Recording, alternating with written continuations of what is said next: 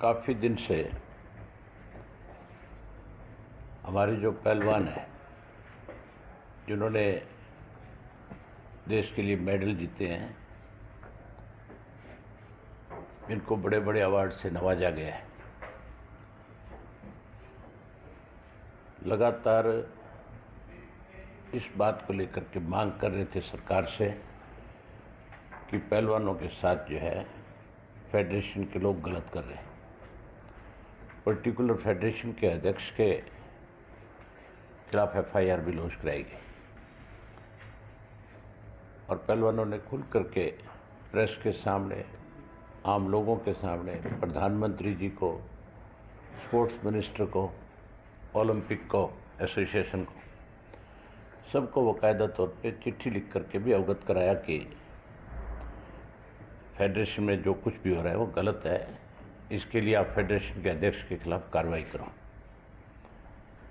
कार्रवाई करने की बजाय कल रात को जो है पहलवानों के साथ फिर दुर्व्यवहार किया गया। बड़ी हैरानी की बात है, महिलाएं पहलवान वहाँ पे धरने पे मौजूद थी और उनको भी पुलिस ने जाकर के गाली गलौज किया, उनके साथ हाथापाई करी और कोई एक भी महिला कांस्टेबल नहीं थी, कोई भी एक महिला की कोई पुलिस अधिकारी नहीं थी। और जो गए हुए थे पुलिस के लोग जिन्होंने जाकर के बदतमीजी करी, वो भी यहाँ तक की बात भी कही जा रही है कि वो शराब के नशे में भी थे। आज किस तरह से बेटी बचाओ बेटी पढ़ाओ की बात करने वाली भारतीय जनता पार्टी जो है बेटियों के साथ दुर्व्यवहार कर रही है। मैं पहले जब उनके धरने पे गया था तब भी बहुत खुल करके ये बात कह करके आया था कि सरकार जो है केवल आपके धरना देने से या आपको आकर के कोई सपोर्ट करता है उससे समझने वाली नहीं है। अगर कोई हमारी बहन बेटियों के साथ इस तरह का व्यवहार करे तो फिर उसके लिए पूरे हरियाणा प्रदेश के लोगों को उनके खिलाफ जो है एक सख्त एक्शन लेना चाहिए। आज मैं आपके माध्यम से भी सारी खाप पंचायतों को भी और सारे जितने भी राजनीतिक दल हैं, चाहे वो कांग्रेस पार्टी है, चाहे कोई आप पार्टी के लोग हैं, चाहे कोई CPM CPI के लोग हैं या कोई और जो राजनीतिक दल हरियाणा में स्तरीय है, जितने भी सामाजिक संगठन हैं, उन सब से कहना चाहूँगा कि खाप पंचायत के लोगों को इसके लिए एक सर्वदलीय बैठक बुलानी चाहिए और बैठक बुला करके उस बैठक में कोई ऐसा निर्णय लेना चाहिए जिससे सरकार को जो है चेताया जा सके, समझाया जा सके कि जो रवैया आपका है हम इसको बर्दाश्त नहीं करेंगे। ये केवल 2, 4, 5 महिलाओं की बात नहीं है। अगर इस तरह के लोगों को छूट मिले तो फिर आने वाले समय में हरियाणा, क्योंकि सबसे ज़्यादा मेडल जीतता है, ओलंपिक हो, कॉमनवेल्थ हो, एशियाड हो, कोई इंटरनेशनल इवेंट्स हो, वर्ल्ड चैम्पियनशिप हो, कोई भी इवेंट्स में आप ले लो, हर गेम के अंदर हरियाणा के प्लेयर्स की बहुत बड़ी हिस्सेदारी है। अगर ऐसा ही हुआ और इनके खिलाफ कोई एक्शन नहीं हुआ तो फिर आने वाले टाइम के अंदर कोई भी माँ बाप जो है अपनी बेटी को स्पोर्ट्स के लिए कहीं नहीं भेजेगा, क्योंकि हर किसी को फिर इस बात का डर सताएगा कि तेरी बेटी को तू तो भेज रहा है देश के लिए मेडल जीतने के लिए, और कल को अगर इसके साथ कुछ गलत हुआ तो सत्ता में बैठे लोग तो गलत करने वालों के साथ खड़े हो जाएंगे और तेरी बेटी के सामने जहाँ परेशानी होगी वहीं पूरे परिवार के लिए भी बहुत बड़ी दिक्कत हो जाती है। इसलिए तुरंत इसके ऊपर एक्शन होना चाहिए और तुरंत ही पंचायत के जो है उनसे भी बात करूँगा और उनसे कहूँगा कि भी या तो आप बैठक बुलाओ, अगर आप नहीं पहल करते इस बात की तो फिर हम अपनी तरफ से सर्वदलीय एक बैठक की लिख करके भेजेंगे सबको, एक तारीख तय करेंगे, फिर उसी दिन बैठक करके उसमें कोई ऐसा निर्णय लेंगे जिसकी वजह से सरकार को समझ में आ सके। ये केवल पहलवानों के साथ नहीं, अगर संदीप सिंह के मामले में सरकार एक्शन ले लेती तो आज इस तरह की नौबत नहीं आती, आज फिर ब्रजभूषण के खिलाफ भी तुरंत एक्शन हो जाता। ब्रजभूषण के खिलाफ एक्शन नहीं होने की वजह से संदीप सिंह के हौसले और ज़्यादा बढ़ गए होंगे, और संदीप सिंह के नहीं, ऐसे और बहुत सारे लोग होंगे सरकार में जिनके हौसले इस बात से बढ़ते होंगे। इसलिए तुरंत एक्शन जरूरी है। इसीलिए आज मैंने आप सबको निमंत्रण दिया था और बुलाया था कि आपके माध्यम से सबको मैसेज कन्वे हो और इस पे एक्शन के लिए सबको आगे आना चाहिए। मेरी कोई जानकारी में इस तरह की घटना नहीं है कि पहले कोई इस तरह की बात हुई किसी के साथ। अगर किसी भी स्पोर्ट्स पर्सन के साथ हुआ है तो फिर मान के चलो उसके खिलाफ एक्शन भी जरूर हुआ होगा। पहले इस तरह से कभी कोई घटना होती थी तो तुरंत एक्शन होता था। आप ये मान के चलो, यही घटना किसी और दूसरा फेडरेशन का प्रेसिडेंट होता जो बीजेपी से जुड़ने की बजाय किसी और पार्टी का होता, तो अब तक भारतीय जनता पार्टी की सरकार उसके खिलाफ बहुत बड़ा एक्शन लेती और उस पार्टी को बदनाम करने के लिए किसी भी हद तक जा सकते थे, कुछ भी कह सकते थे ये लोग। लेकिन जब इनकी अपनी पार्टी पे कोई इस तरह की बात आती है तो बड़ी बेशर्मी की बात है कि ये लोग उसको बचाने में उतराते हैं। इससे ज़्यादा बड़ी शर्म की बात नहीं हो सकती कि लड़कियां शर्म जा कर के आपके सामने ये बात बता रही है कि हमारे साथ इस तरह का व्यवहार किया गया है। जो साक्षी लड़की, जो शिक्षा लड़की थी, कोच जो यहाँ, उसने कितनी दफ़ा ये बात कही है कि मेरे साथ इसने इस तरह का दुर्व्यवहार किया है। हाई कोर्ट ने उसके अंदर, हाई कोर्ट ने नहीं, चंडीगढ़ की कोर्ट ने संदीप सिंह के लिए ये कहा था भी इसका एक टेस्ट करवाएंगे।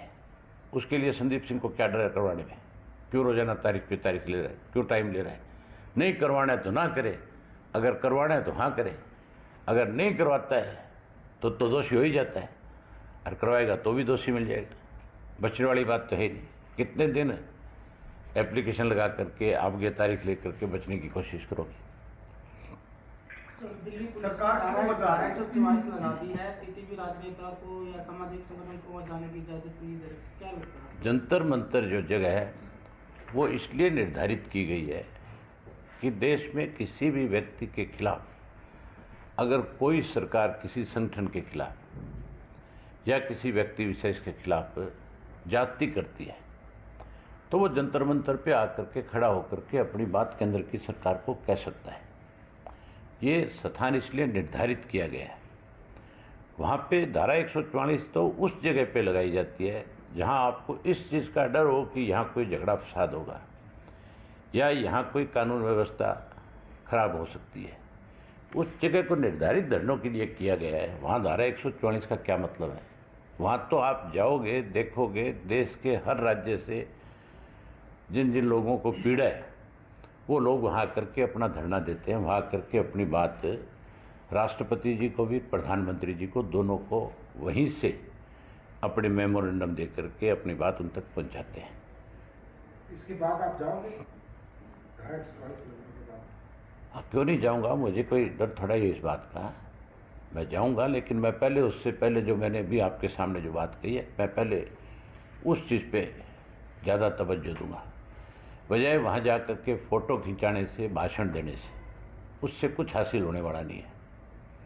इनके खिलाफ तो इन्हीं की भाषा में इनको समझाना पड़ेगा, तब इनकी समझ में आएगी। मैं वहाँ बहुत खुल करके कह आया था कि हम दिल्ली के चारों तरफ बैठे हैं और हरियाणा की बेटियों के साथ कोई इस तरह से अन्याय करे तो सबको राजनीति से ऊपर उठ करके उसके लिए खुल करके लड़ाई लड़नी चाहिए। मैंने कहा इसके लिए कोई ऐसी भी ज़रूरत पड़े कि हरियाणा बंद की कॉल करे, दिल्ली के चारों तरफ के रास्ते बंद किए जाएं, एक दिन के लिए एक अल्टीमेटम दिया जाए, ताकि एक ही दिन में समझ आ जाएगा। अगर आपकी सब्जी फ्रूट नहीं जाएगा, आपका दूध नहीं जाएगा, आपके यहाँ से सारे जो आने वाले व्हीकल्स हैं जब रोक दिए जाएंगे तो सरकार को तो शाम तक ही समझ में आ जाएगा कि जो कुछ तुम कर रहे हो गलत कर रहे हो। या तो प्रधानमंत्री जी की जानकारी में नहीं है, जानकारी में है तो फिर क्यों इस मामले को लटका रहे हैं? 13 महीने तक किसान आंदोलन इसी बात के लिए चला था ना कि प्रधानमंत्री ने कह दिया कि नहीं मैंने फैसला कर लिया। अब भी मुझे लगता है भाजपा ने ये फैसला कर लिया कि हमने ब्रजभूषण को बचाना, लेकिन ब्रजभूषण नहीं बच सकता। इसके खिलाफ सख्त कार्रवाई करनी चाहिए। नहीं, वो कैसे कह सकते हैं आरोप नहीं है? ये चीज़ कोर्ट तय करेगी। ये कोई भी सत्ता में बैठा व्यक्ति या आप और मैं तय नहीं कर सकते कि जो इसके ऊपर आरोप लगाए ये झूठे हैं। झूठ और सच जो साबित होगा वो कोर्ट में जा कर के होगा। सरकार का काम, पुलिस का काम FIR लॉन्च करना, पुलिस का काम है उसको अरेस्ट करके, जैसे आम आदमी के साथ व्यवहार किया जाता है वैसे ही व्यवहार इनके साथ होना चाहिए। इनको अरेस्ट करके तुरंत और कोर्ट में पेश किया जाए। उसके बाद कोर्ट निर्णय करेगी, उसको जमानत दे, कोर्ट उसको जेल में भेजे, ये तो उनका फैसला है, उन्होंने देखना है। लेकिन कार्रवाई करनी चाहिए कि नहीं करनी चाहिए? मेरा ये इन्फ्लुएंस तो है, एक तो मिनिस्टर हैं, एक अभी फेडरेशन के चीफ है, क्या उनका प्रभाव? चीफ नहीं, वो मेंबर पार्लियामेंट है, उसका बेटा जो है वो भी असेंबली का मेंबर है और ऊपर से लोकसभा के चुनाव आ रहे हैं। उसका इन्फ्लुएंस हो सकता है उत्तर प्रदेश के 2-3-4 कॉन्स्टिट्यूंसीज में हो, या एक लॉबी उसके लिए काम कर रही होगी। मान के चलो कि कुछ ना कुछ तो है, तभी अब तक कार्रवाई नहीं है। अगर यही काम आप में से किसी ने या किसी और व्यक्ति ने किया होता तो अब तक पुलिस उसको कभी का पकड़ के ले जाती। आप मुझे एक चीज़ बताओ, नफे सिंह के मामले में पुलिस ने, जबकि 306 का मामला था और 306 में नोटिस होता है बाकायदा तौर पे पूछताछ के लिए, जब भी SIT का गठन हो जाता है तो किसी का गिरफ्तारी वारंट नहीं लिया जाता है। उसके लिए बाकायदा तौर पे पहले नोटिस होता है, बुलाया जाता है, उससे पूछताछ की जाती है, उसकी सफाई ली जाती है और उसके बाद फिर उसको जरूरत पड़ती है तो अरेस्ट करके कोर्ट में पेश किया जाता है। जो बहादुरगढ़ का मामला था जगदीश नंबरदार वाला, उसमें तो नफे सिंह के खिलाफ पहले दिन FIR लॉन्च करते हैं, दूसरे दिन गिरफ्तारी वारंट कोर्ट से जा कर के पुलिस ले आती है और जा कर के केवल अकेले नफे सिंह के आरोपी, उसमें 6 लोग और हैं, जो मेन मुजरिम है उसके खिलाफ वारंट नहीं आज तक भी। तो इसका मतलब पॉलिटिकली परेशान करने वाली बात थी। लेकिन नफे सिंह जी को कोर्ट ने जो है राहत प्रदान कर दी। अगर बृजभूषण सिंह ठीक है अपनी जगह पे, वो कहता है मैं गलत नहीं हूँ, तो वो कोर्ट में जाए ना, सरकार उसको क्यों बचा रही है? वो कोर्ट में जाए, जा कर के कोर्ट से चाहे अग्रिम जमानत मांगे, चाहे वो कोर्ट से कोई इंक्वायरी मांगे, बजाय वो ये चीज़ें प्रेस के माध्यम से सफाई देने के। जो काम कोर्ट ने करना है वो प्रेस ने नहीं करना। फैसला तो कोर्ट ही करेगी इसमें, जमानत दे, आगे कार्रवाई करे, नहीं करे, इंक्वायरी करे, जो भी करे। लेकिन अगर वो आकर के आपके बीच में आकर सफाई देता है, कहता है मैंने ऐसा कुछ नहीं किया, तो उससे नहीं बच सकता। वही तो मैं कहता हूँ भी धरने पे जा कर के फ़ोटो खिंचा करके राजनीति करने की बजाय अगर इन पहलवानों के हमदर्द हो, अगर बात इनकी हमदर्दी की नहीं है, बात हमारी इज्जत की है, चाहे कोई भी होता है, हमें हमारी बहन बेटियों के साथ अगर सरकार कोई ज्यादती करती है तो ये हमारी नैतिक जिम्मेवारी बनती है कि हमें उसके खिलाफ लड़ना चाहिए, बजाय वहाँ जा कर के भाषण दे कर के फ़ोटो खिंचा करके हम तुम्हारे साथ हैं, हमारा समर्थन आपके साथ है, 2 मिनट टाइम लगा करके आ जाओ, उससे कुछ नहीं होने वाला। आप कहते हो कि कांग्रेस का प्रायोजित है, वो कहते हैं कांग्रेस का प्रायोजित है, होगा कांग्रेस का प्रायोजित है, लेकिन बृजभूषण का तो समय भी खत्म हो गया कि नहीं हो गया रेसलिंग से। अब तो नया प्रेसिडेंट बनना है। अब कौन बनेगा प्रेसिडेंट, वो डिसाइड करेगी जो उस फेडरेशन के वोटर्स हैं, उन्होंने अपना वोट डाल करके अपना लीडर चुनना है। इसमें तो कोई कुछ कर ही नहीं सकता। मैं ओलंपिक का प्रेसिडेंट बना था, मेरे खिलाफ कांग्रेस भी थी, बीजेपी थी, दोनों ने जोर लगाया था मुझे हराने के लिए। उसके बावजूद भी क्योंकि लोग मेरे साथ थे तो मैं अनोपोज बना था। जो मेरे सामने फार्म भर रहे थे उनको पता लग गया था कि आप नहीं जीत सकते, उन्होंने नॉमिनेशन उठाए। मैं बॉक्सिंग का 12 साल प्रेसिडेंट रहा था, मेरे खिलाफ अनेक दफ़ा कोशिश करी गई। मैं हरियाणा ओलंपिक एसोसिएशन का आज भी प्रेसिडेंट हूँ। मुझे हटाने के लिए कितनी दफ़ा भूपेंद्र सिंह हुड्डा की सरकार ने प्रयास किया, इस बीजेपी की सरकार ने कोशिश करी।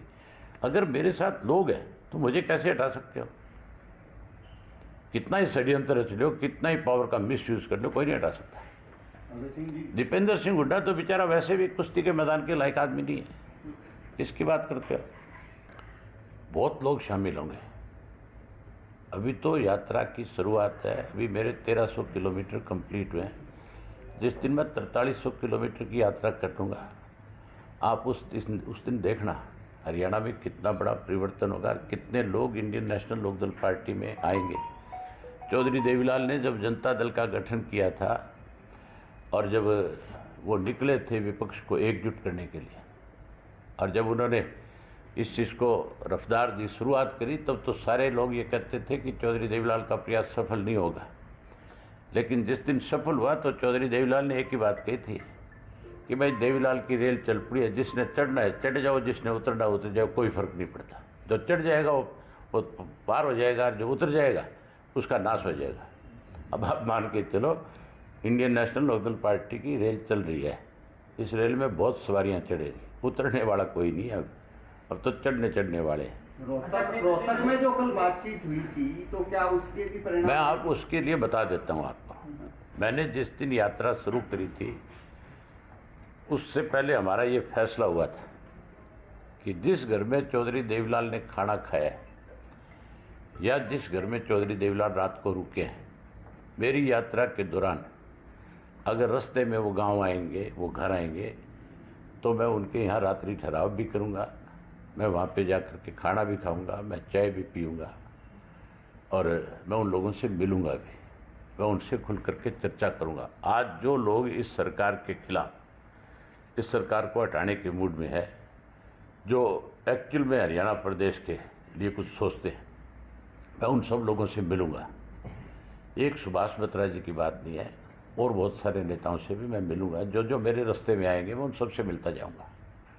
मुझे कोई परहेज और गुरेज नहीं है मिलने से, बातचीत करने से क्या परहेज है किसी से।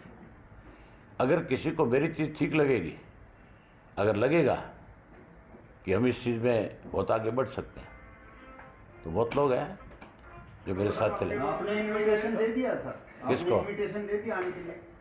इनविटेशन तो 25 सितंबर को दूंगा मैं, आज नहीं देता किसी को। 25 सितंबर की रैली में इनविटेशन दूंगा कि अगर किसी ने हमारे साथ मंच साझा करना है, अगर किसी ने हरियाणा के हित के लिए लड़ना है, तो फिर 25 सितंबर को चौधरी देवीलाल के जन्मदिवस के ऊपर, जब इसके हम यात्रा को वहाँ ले जा कर के समापना करेंगे, उस दिन इन्वाइट करेंगे सबको, कहेंगे आओ, और आ करके पूरे प्रदेश के लोगों के सामने कहो खड़े होकर के। हम टेबल की राजनीति में विश्वास नहीं रखते, हम तो लोगों के बीच में जा कर के लोगों की लड़ाई लड़ करके लोगों में विश्वास पैदा करने में। सर, जब से ये परिवर्तन यात्रा चली है, अब ये कह रहे हैं कि अपनी सीट तो बचा ली, परिवर्तन यात्रा तो बहुत दुख की बात है। चलो वो तो चुनाव होंगे तब देखेंगे किसकी सीट बचेगी, किसकी जाएगी। उन्होंने कल ये भी कहा सर, हमें सिंह चोटाला कोई सीरियस पोलिटिशियन नहीं है, वो इस तरह के तुम मुझे सीरियस मानते हो कि नहीं, ये बता है? बस तो मुझे तुम सीरियस मानो, मुझे कोई सीरियस नहीं माने, कोई क्या बयान दे, मुझे उन चीज़ों से कोई फर्क नहीं पड़ता। वो लोग हरियाणा प्रदेश की जनता सीरीज मानती है। जी जी जनता जनार्दन है ना, देवलाल का नारा वो सबसे बड़ा सरोकार है। चौधरी देवी रास्ते में जो भी आएंगे सबके घर जाएंगे। जहाँ नचो देवलाल के रास्ते में भूपेंद्र सिंह हुड्डा का निवास भी आता है खिलाफ के रूप में।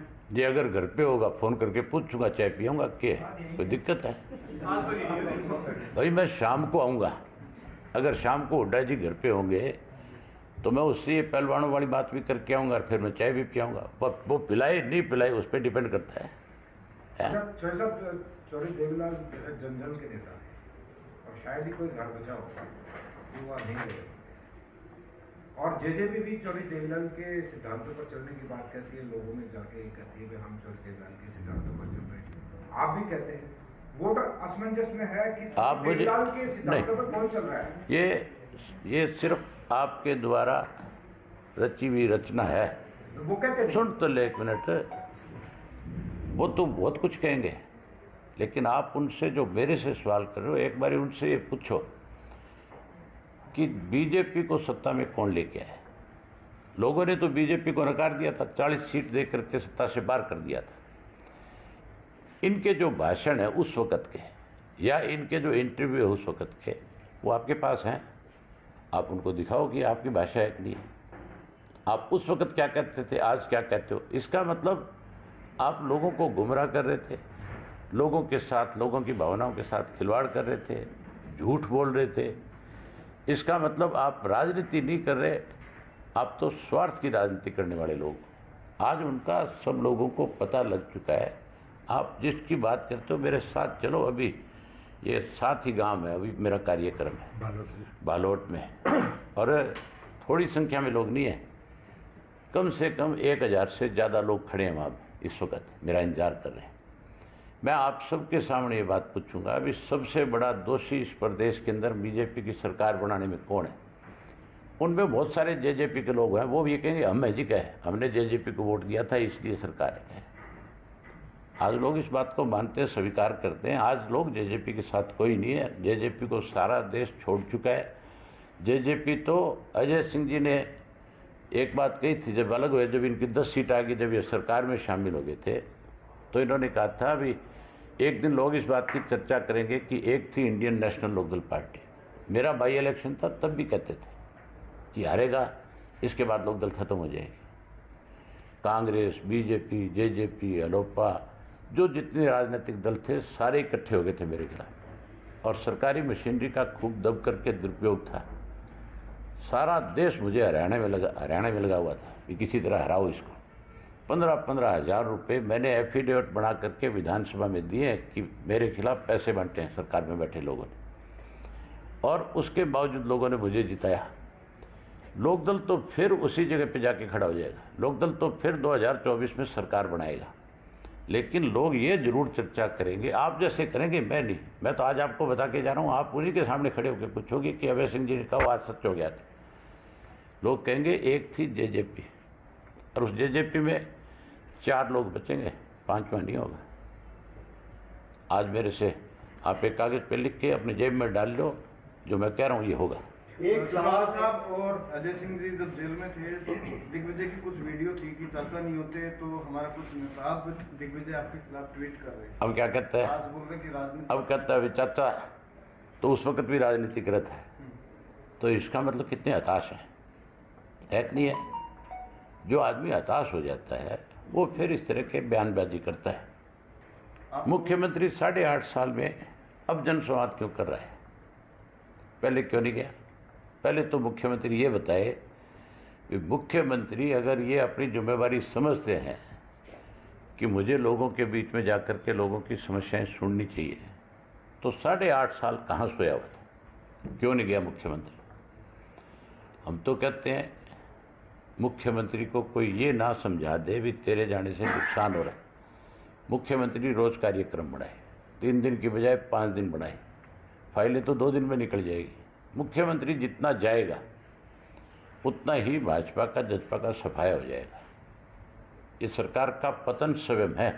ये मुख्यमंत्री, डिप्टी चीफ मिनिस्टर घूमते रहे बेचारे, इनकी गाड़ी के पहिए रुकने नहीं चाहिए, इनके टायर घिसे तो नए डलते रहने चाहिए, पर जाने जरूरी है इनका। एक सवाल SYL को लेकर, क्योंकि अब चुनाव में 1 साल बचा है और अब फिर SYL का मुद्दा उछलने लगा, और अब ये कह रहे कि हिमाचल से घुमा के पानी लेके आएंगे। ये अखबार की बातें हैं। पानी इंडियन नेशनल लोकदल पार्टी ही ले आई। हमने ही SYL की लड़ाई लड़ी, हमने ही SYL का निर्माण कराया। अगर हमारे पे लोगों ने भरोसा किया और हमारी सरकार बनी तो फिर मैं दिखाऊंगा पानी कैसे आता है। तो क्या हिमाचल से आना संभव है? अरे मैं बताऊँ ना, ये सिर्फ फर्जी बातें हैं। कैसे ले आओगे आप हिमाचल से पानी? कभी नदियों को पहाड़ खोद करके लाया जा सकता है क्या? पानी अपना रास्ता खुद चुनता है कि मुझे कहाँ से जाना है। तो सर, कल आपने कहा कि आपने जाट के घर में जन्म लिया है, और तो तू यूँ बता, मैंने जाट के लिए या किसी और के लिए? जन्म तो आपका भी किसी के घर में होगा, कोई ब्राह्मण के पैदा होगा, कोई राजपूत के होगा, कोई जाट का होगा। सवाल तो सुनो। हाँ, सवाल ये है कि आपने कहा कि उसके प्रोग्रेस के लिए मुझे काम करना चाहिए और हर जाति को करना चाहिए। आपने कहा कि भूपेंद्र हुड्डा ने जाटों को इमोशनल ब्लैकमेल किया और उसके बावजूद उनकी सीटें ज़्यादा आई। अब आप प्रदेश की यात्रा कर रहे हैं, अब जाट किधर है? आपकी तरफ या भूपेंद्र? आप भी इसको राजनीतिक तौर पे देखते हो क्या? मैंने ये कहा था कि मैं मेरे समाज के उत्थान के लिए अगर मुझे कहीं इनवाइट किया जाता है तो मैं जाऊंगा। आप इसको राजनीतिक रूप दे रहे हो। अब दे रहे हो राजनीतिक। मैं तो ये कह रहा हूँ, आपने कहा कि सब चलो कोई और बात है तो बताओ। सबको हक है। अरे मेरा भाई, तेरा पत्रकारिता करो, ये उल्टी सीधी बातें मत करो।